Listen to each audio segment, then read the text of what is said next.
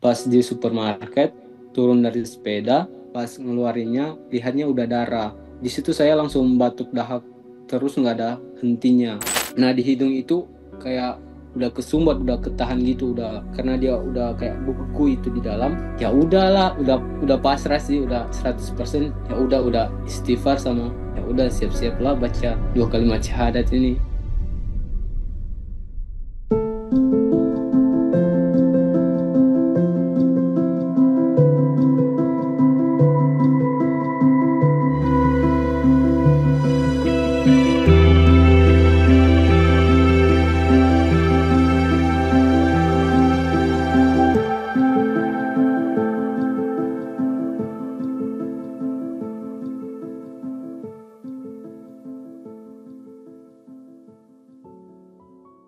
Terus gimana tuh Kak pas pertama kali dinyatain sama dokternya TBC paru, perasaan Kakak saat itu gimana Kak?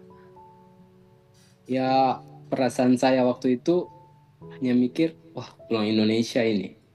Ya nggak mikir tentang penyakitnya ya, karena ya udahlah mau diapain lagi kalau udah emang dinyatakan penyakit TB ya nggak bisa apa-apa kan. Jadi pikiran pertama Oke. itu pulang pasti ini pulang.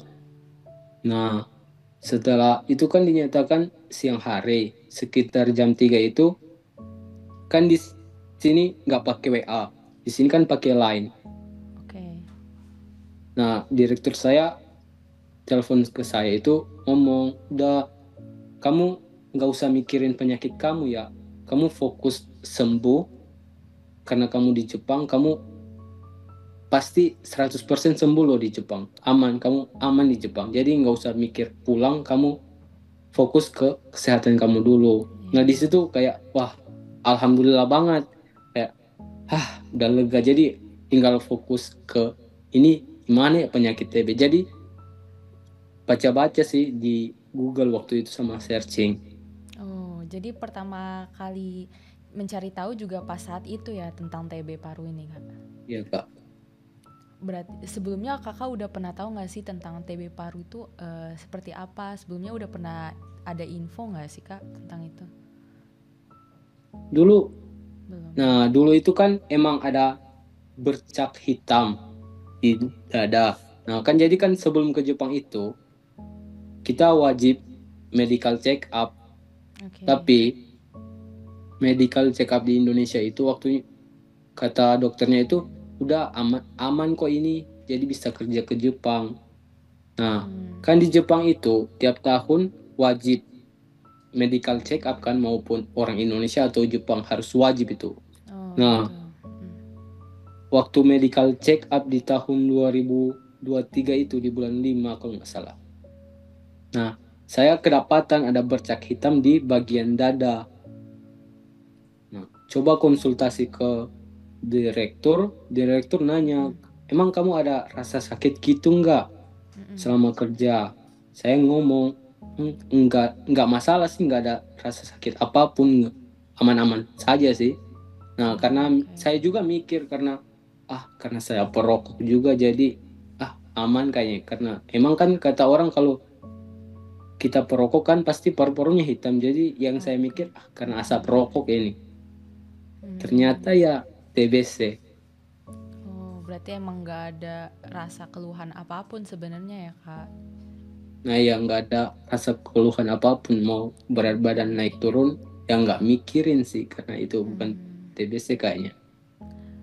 Terus pas setelah udah dikasih tahu nih sama dokternya terkait kakak udah terkena penyakit TB paru ini, terus kakak ngabarin keluarganya gimana tuh kak? Respon keluarga Nah, saat itu gimana? kabarin kan saya anak broken home. Apa-apa Iya. itu kayak malas banget ngabarin, susah, apapun susah itu malas banget ngabarin ke keluarga, kecuali yang senangnya yang dikabarin. Nah kan kejadiannya minggu itu, Senin Senin malam itu saya coba kabarin ke bapak duluan karena lebih dekat ke bapak kan. Nelpon ke bapak, kabarin, Pak, saya di rumah sakit. Ini saya kirim foto waktu itu darah sama hasil di rumah sakit. Bapak itu kayak, udah takut banget, kayak aku bilang aman kok, masih hidup, sambil nangis sih. Iya pastinya khawatir ya kak ya. Terus setelah itu bagaimana proses pengobatannya di Jepang tuh? Pasien TBC di Jepang itu, nah sebelum apa, kan dulu mikir juga panik karena biaya kan, karena Oke. katanya dirawat mungkin 2 bulan lamanya di rumah sakit. Mm-mm. Kan Selasa dinyatakan TBC, Rabu siangnya itu pindah rumah sakit ke rumah sakit khusus penyakit-penyakit berat yang menginfeksi orang lain. Mm. Kan Jepang takut banget kan gituan. Nah, waktu rujuk di rumah sakit itu, pindah rumah sakit, lagi nunggu apa, pas udah di rumah sakit di kursi roda, saya itu kambuh lagi, batuk lagi, keluar darah. Nah, Oke. di hari kan Kamis, nah di Kamis itu saya langsung minum obat TBC pertama kali. Dijelasin kayak rifampicin, habis Mm. itu yang satunya sama yang bubuk. Oh, kakak Nah, masih inget nggak tuh obat-obatnya apa aja nih yang dikasih kalau di Jepang? ini obat namanya itu isokocin. Kalau di Oh, Indonesia apa ya? Warna isoniazid ya? putih itu. Nah, itu Oke. rifampicin yang kayak kapsul merah Heeh. merah orange, sama etan botoro warna kuning kecil, Mm-mm. sama pirasinamito. Oh, pirazinamid ya. Berarti Pirazinamid berarti sama ya kayak yang di sama obat-obat kayak yang di dikasih Indonesia. di Indonesia juga ya. Iya. Nah, kan di Kamis itu minum karena katanya kan obat TBC ini efek sampingnya gede lah. Jadi waktu itu coba search Google, lihat oh iya beneran besar.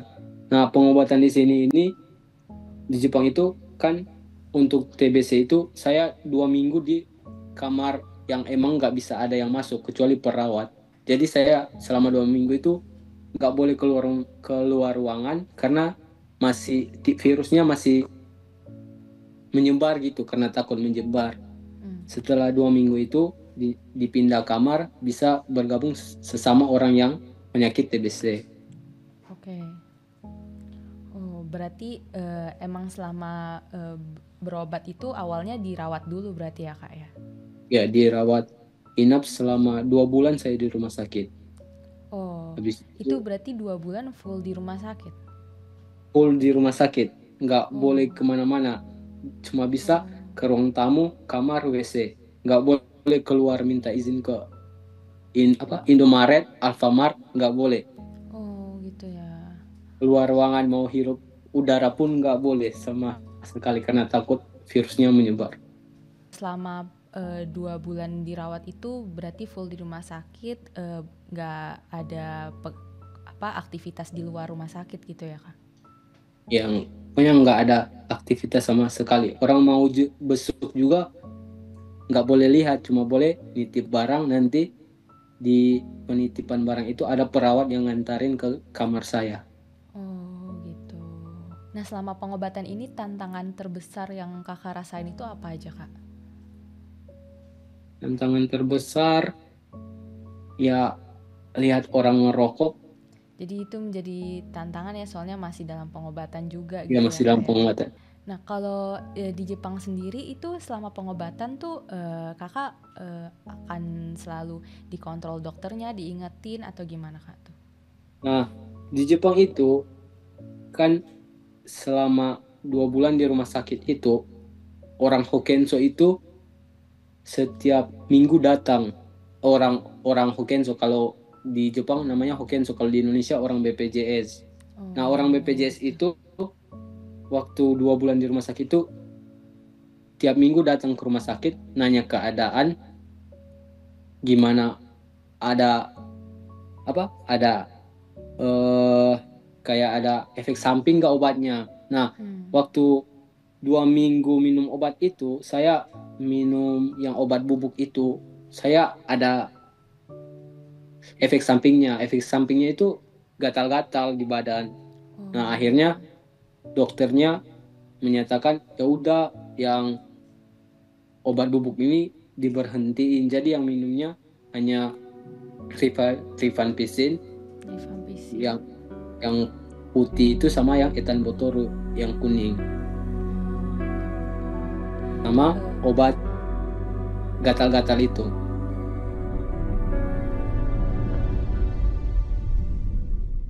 Mereka nanyain itu malam, kamu udah minum obat apa belum? Oh, saya sudah minum obat tapi lupa ngisi datanya.